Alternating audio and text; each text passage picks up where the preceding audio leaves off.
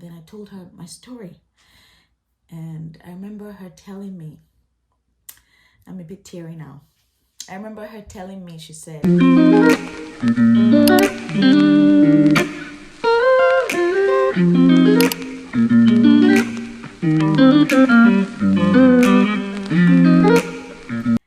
hi there. How are you out there today?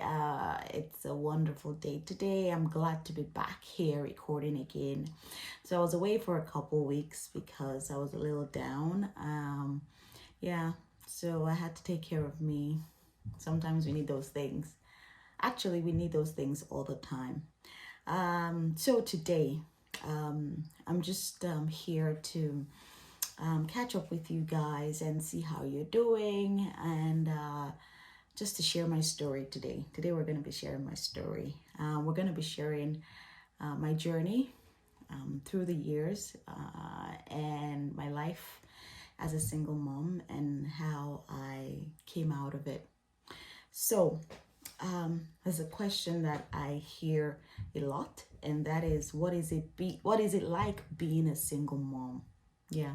So you see some married women asking questions like, what is it like being a single mom? I think it's better to be a single mom than to be married. All these things we go through as married women. Life would be better if it was just me and my kids. Yeah, those questions come a lot. And I hear questions like, what is it like moving as a single mom? What is your life like as a single mom? So yes, I don't know, for some of you know that, and some of you don't, right? I wrote a book, Saved from the Miry Clay. It's the story of my journey, of how I started from my university years, right? And how I got into a relationship with my ex-husband. We dated for 9 years, by the way. Yes, and we got into a relationship my first year in the university, and I went through university days, all through law school, and then we finally got married. And yeah, so I wrote a story. You can look up for that book, Saved from the Miry Clay. It's everywhere on Amazon. Just type it into any search engine, any retail library, you'll find it right there, Saved from the Miry Clay. So that explains my journey from, I'll say, from my youth up until now. So yeah, I started out in the university, my year one, and I met with my ex-husband. We dated all through those years where, you know, I honestly, if I look back, I'm like, what were the things I was looking for really in a relationship? And that really makes me understand why we have to get our values right from the start. So all through those 9 years, I can really count how many times we had an argument. I can count how many times we had disagreements over things, right? It was mostly rosy. Yes, we did have some issues here and there. And yes, I did see red flags. For those that are wondering, I saw a lot of red flags, but I was young. I was inexperienced. I didn't know a lot. And I didn't have that access to mentors and coaches that could guide me on the journey. And yeah, so I made lots of errors, and I own them. And that's why I'm where I am today. So we went through that journey. We got married, and as soon as we got married, it was as if there was a shift, right? It was like the person that I knew before was not the same person I was seeing. So things started going wrong. It was quite a marriage, and eventually I stepped out of that marriage. And for those that want to really know my story and hear my story, I'd advise you look out for my book, Saved from the Miry Clay. So I stepped out of the marriage. And how did I step out of the marriage? Along the years, when I started having these issues, when we started having those issues, it was a lot of things. It wasn't just one thing. It was a lot of things, and it was a lot of things that led to other things, And we used to argue a lot. We were never in a good place. And I didn't leave the marriage because we were arguing. I didn't leave the marriage because we didn't get along. I left the marriage for a lot more different things, deeper things, that I'm not led to share right now. When the time comes, I will share the entire story. But for now, just to let you know that before you leave a marriage, you have to be really sure. Make sure you weigh all your options, make sure you're doing the right thing. And one thing that was important for me then was that I consulted God. Along that journey, I got very close to God, I would say. Sometimes adversity makes us get closer to God. I've always been a religious person, but I think I never did have a deep relationship with God back then when I was dating. And that's why I did so many things that were not so holy, we can say. So eventually I found myself with God, and I started to develop my relationship with God.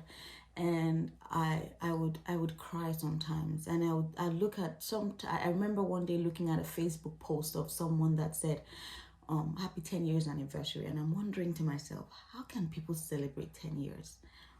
How do they get to that place where they celebrate 10 years of marriage?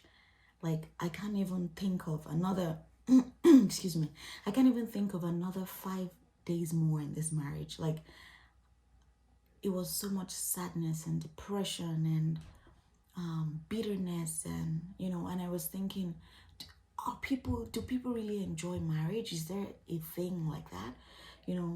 To me it felt alien because I'd not experienced it. So and I was asking God, I'm like, am I going to be here for the next 10 years? Like, people are talking about 10 years, so that means there's possibility of 10 years, there's a possibility of 20 years, there's a possibility of 50 years. And I'm like, okay, something has to shift. If you're going to keep me here for 10 years, 20 years, 50 years, something has to shift. And I was asking so many questions and asking, and I remember one day I sat still and I heard a voice. And a few days before then, I'd gone for a seminar, a business seminar, and I remember the lady talking about her. It's a Christian lady, her leaving her marriage and remarrying. And prior to that, I thought it was a sin. So when she spoke about it, I'm like, but the Bible says we can't leave our marriage, And then I went back. She quoted some scriptures, and I went back to the scriptures, and I went back to read it. I read it back and forth, and I'm like, okay, I think sometimes the way we interpret the scriptures is based on our own understanding. We need to be able to interpret scriptures based on the understanding given to us by the Holy Spirit. So I asked God, I said, I need a way out. The only way that I will know that you're giving me a way out of this is if you really show me a way out. And why I said it is because I was married to a man that sometimes he would literally go to bed with the keys underneath his pillow. Like, he'd lock the door and then take the keys, the car keys, the house keys underneath his pillow. The way our home was back then, we needed keys. If you lived in Nigeria, you understand what I'm saying. So he'd sleep with it under his pillow, and that I was wondering, how would I get out of this house? How, if ever, how would I even leave if I was gonna leave? So somehow the opportunity came. It was like it was divine. I heard it because I had inquired in the spirit. How do I go about these things? How do I go about it? I want to know that your hand is in it. And I heard so many confirmation words, and I decided to step out into the unknown. This was never planned. It was never part of the plan. It's nobody goes into a marriage thinking that it's okay, if it doesn't work out, in 2 years I'll divorce. Maybe some people do. But majority of single women that you see out there, they don't go into a relationship thinking that it's gonna break up.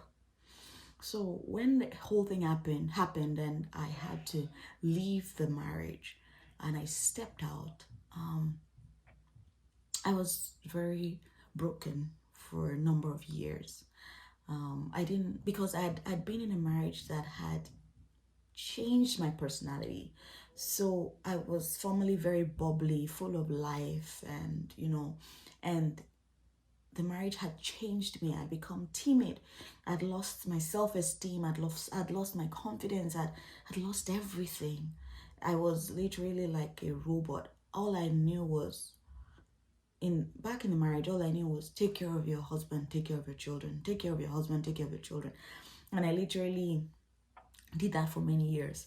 And I got out of the marriage and I had to begin to re-engineer my mind because I knew that I'd gone far. I wanted to get a job. That was the first job because I was restricted from working, right? When I was in the marriage. So that was the first job I was going to get in a long time. And I was trying to get a job and apply for a job. I didn't know how to write a resume. It was like I was far behind many years back.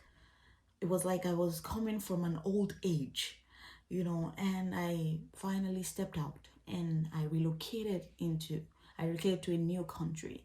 And many people would ask, what was it like for you moving from, I would say, from the unknown, moving into the unknown? Because to be honest with you, I moved into the unknown. I took that bold step. I remember that morning I woke up, a lot of voices from everywhere telling me, hey, you shouldn't do this. Hey, you should do this. Christian women don't divorce. Another voice would tell me, oh no, you shouldn't leave your husband's house. Another voice would tell me, oh no, you should give him some space and then go back to him. Lots of voices coming in my head. And one day I was like, okay, God, which way to go? And I woke up one day and he gave me the word. And it gave me a very definite word. And I remember that day, I was so bold and confident. I packed up my bag. And with God's favor, I got favor. That's what I'll say. Getting out of the country had nothing to do with whatever was in my pocket, because there was nothing in my pocket. It had nothing to do with whether, like, maybe I got, like, I really did get help. My family helped me. I got help. I got favor. And I was able to relocate into a different country. You ask me, how was it like? Were you excited leaving that country? I wasn't. Although I'd left my home, my ex's house, I still was confused. I knew I'd made a good decision, but I was still wondering how. What is the way forward? What is the next step? What do I do with my life? What do I do with 2 children and nothing in my pocket? So I relocated into a new country with nothing in my pocket. And I started from the scratch. And so if you're asking me, what is life like being a single mother makes sacrifices. It's a lot. She has to deal with a lot of mental, emotional, financial, so many crises. But the good thing is that why I'd say that my case was different was because every step of the way, I asked God for direction. Every step I took, I asked God for direction.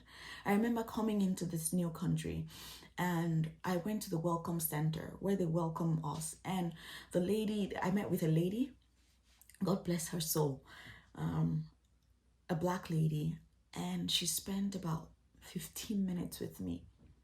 She sat me down. She said, I see sadness in your eyes.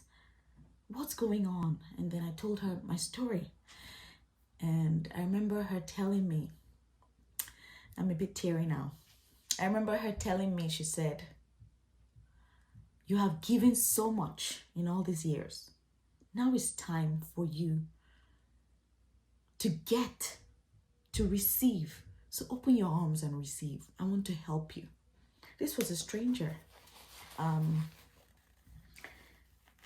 never met her from anywhere.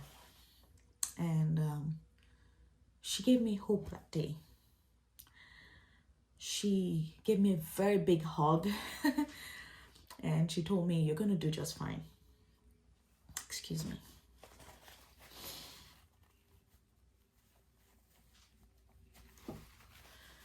She told me, you're going to do just fine. Okay? I want you to, seems like you don't know how to receive good, you don't know how to receive favors from people because you've gone through all these things. So I want you to start to train yourself to receive from people. She gave me a lot of things that day. She gave my kids a lot of things, new stuff and gift cards, and she told us we're gonna do just fine. So I remember I was wondering, what is the next step? Where am I gonna live? And the first day I landed into the country, as the plane landed on the ground, I heard peace. Peace. I remember hearing peace. You have come into this land and you will receive peace. So, and since that day that I stepped in till now, there has been peace. So that was it for me. God has always been my anchor. My life wasn't always like that. It wasn't always a life with God, but somehow I found God. In the midst of the adversity, I found God, and I started to develop a relationship with Him. And I got back in here. I got into this country where I am currently, and things started to fall in place. I got a house to live. I got a job, and I'm not gonna say, oh, it was a walk in the park. Like I just got out of my house and then there was a job waiting for me, and I just got out from the plane and then there was a house. It was favor all through. I'd be walking someday and I'll hear people say, your kids are so cute. Can I buy you lunch? And I'm wondering, okay, thank you. Or I'll go to the store. I remember there was a day my kids, we went out and all I had was my bus pass and a few coins with me. And they pointed at McDonald's, and I'm thinking, gosh, please don't embarrass me here. I can't afford a McDonald's. And they were, Mommy, we want McDonald's. Mom, we want McDonald's. Because they had never been in there before. And I was like, how am I going to do this? And I stood outside and I was calculating the coins I had. I was trying to add it. And I think someone had been watching me. This lady had been watching me. And then she came by next to me and she asked me, she said, your kids are so cute. I said, thank you. Are you trying to go in McDonald's? I said, yes, but I'm trying to just check how much change I have. She said, that's fine. I'll pay for their meals. And she took us into McDonald's. And that was the first time ever my kids had McDonald's. And she paid for my meal. And I met so many people that would just come to me and say, oh, do you know that there's something going on here? There's a food bank here. You can get some food. You can get good clothes. You can, that's how my life was. And I moved like that. And even the first job I got, it was me stepping out. I had a direction. I had a dream that day. I woke up, I heard a word. I got up, got in my clothes, stepped out of the house. And the first store I went into was, I met someone, and she said this very word that I heard in my dream. And I knew that I was in the right place. And I just said to her, I said, I'm looking for a job. She said, okay, I'll drive you somewhere. I'll drive you to where I work. She wasn't working that day. And she drove me to where she works. And that's how I got a job that day, without a resume. So all the way, I'll say, God, for sure, God was with me, and God is with me, because I gave Him everything. I didn't have anything to fall back on.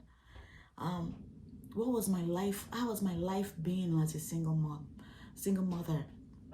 There were sacrifices. There were times that I couldn't take some opportunities because I knew that I didn't have a backing. I didn't have a backing apart from God. Like I didn't have anyone that I had family there in the country I moved to, here in the country I moved to, but they were far away from me. And I decided in my heart, I didn't want to rely on anyone. I didn't want to be dependent on anyone. So I took that bold step and I stayed away from everyone and started building myself from the scratch. So I started from moving into a home with only a sofa, and my kids would ask, they're like, I think we're supposed to have a TV. I'm like, yeah, mommy's looking into it. Mommy's looking into it. For many months, we didn't have a TV. And then I went on Facebook and I saw this massive TV. It was very old school, but it was what I could afford then. And I bought that TV. And gradually, then we had one sofa and one TV. And then I thought to myself, okay, you need to cook. And then I got one kettle and, gradually started to build myself. And and some would ask me, how do you survive as a single mom without help?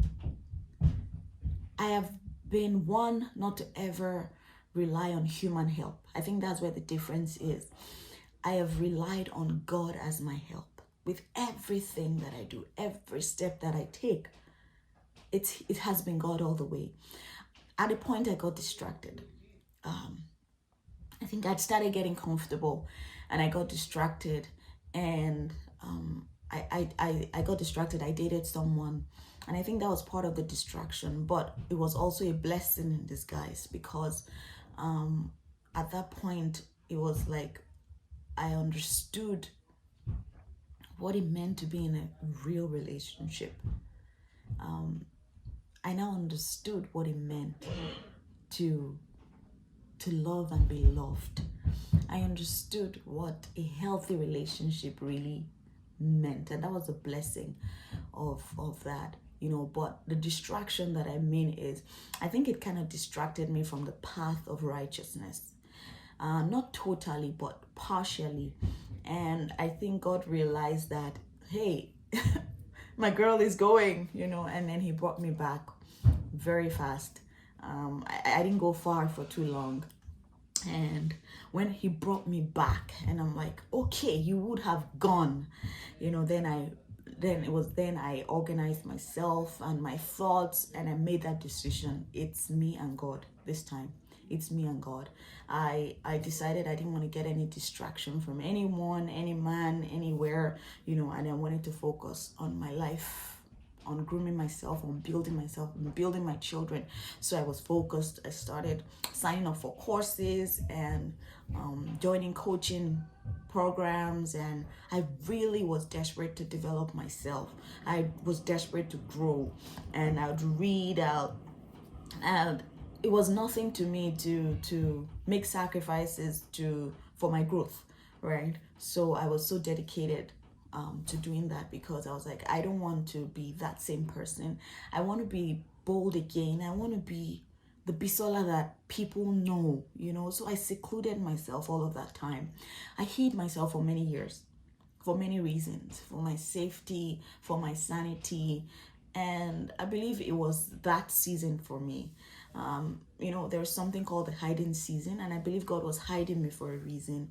Yes, I was hiding, and he was hiding me, and I was there for many years. And after a while, my kids started asking for a daddy.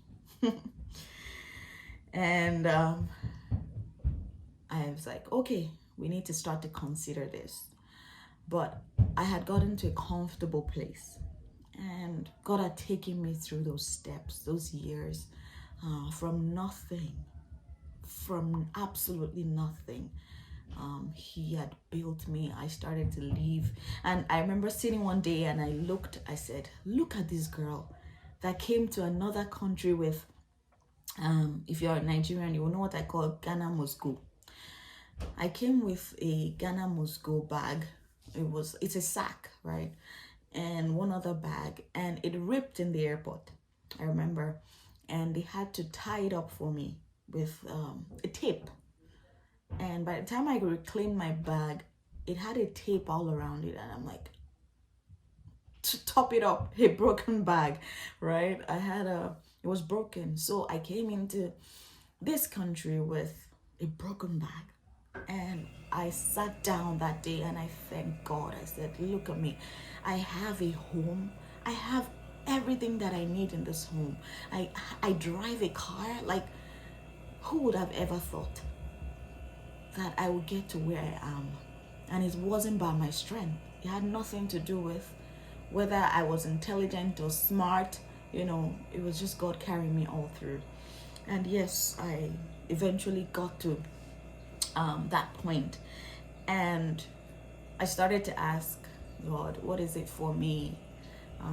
Is there a man out there for me? I started to open my mind to it. I remember back in the years I had put roadblocks. I was telling myself, oh, no more Nigerian man, no more Yoruba man, no more. I put lots of roadblocks. But I had to break from that. I had to deal with the trauma. I had to walk myself on that journey to wholeness, and total recovery. It wasn't an easy one.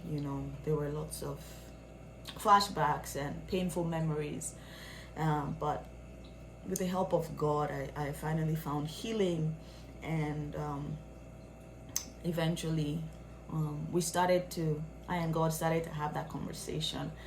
And yeah, I know you're anxious to know about that conversation, but we're going to leave this to the next episode, okay? But that was my journey, and that's my life. That was the life I lived as a single mom. That was the life I lived moving, and I would love to share my immigration story as well. All of that journey, all of those years when I was trying to get my footing and all of that, but I am here today, and I want to help as many women as I can. I want to remind them that God loves them. I want to remind them that there's a purpose for them, and I don't want them to feel that they're alone. You are never truly alone. You have a friend. You have a friend in me. You have a friend in God. Just a reminder to that lady out there. All right. See you soon. Bye-bye.